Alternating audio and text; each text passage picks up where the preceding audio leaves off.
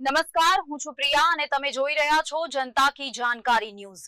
નજર કરીએ આજના સમાચાર ઉપર। શ્રી શ્રી રવિશંકર આચાર્ય શ્રીના જન્મ શુભ દિને તેઓ શ્રીના આશીર્વાદ અને આશીર્વચન નિમિત્તે પ્રાકૃતિક ખેતી વિશ્વમાં પ્રચાર અને પ્રસાર પામે તે માટે પ્રાકૃતિક ખેતી, દેશી બીજ અને દેશી ગાય આધારિત ખેતી કરતા ખેડૂતો માટે તેઓના ઉત્પાદનોના વેચાણ માટે શ્રી શ્રી કૃષિ કેન્દ્ર ગાંધીનગરનું દીપ પ્રાગટ્ય કરી ઉદ્ઘાટન કરવામાં આવ્યું। સાથોસાથ ગાંધીનગર જિલ્લાના પ્રગતિશીલ ખેડૂતોના વક્તવ્ય અને અભિપ્રાય મેળવી આગામી દિવસોમાં આ કેન્દ્ર દ્વારા શ્રી શ્રી રવિશંકર સંસ્થાના માધ્યમથી ગુજરાત અને બહાર સુધી ખેડૂતોની વસ્તુ વ્યાજબી ભાવે વેચાણ થાય તેવા પ્રયત્નોની ચર્ચા થઈ। આ સમગ્ર કાર્યક્રમ દરમિયાન ચા, પ્રાર્થના, દીપ પ્રાગટ્ય, ખેડૂતોની ચર્ચા વિચારણા અને ભોજન પ્રાતેનમાં પ્રાકૃતિક ફાર્મ, પ્રાકૃતિક કૃષિ ફાર્મ, મોડલ ફાર્મ, શિહોલી મોટી, તાજી ગાંધીનગર ખાતે કરવામાં આવ્યું।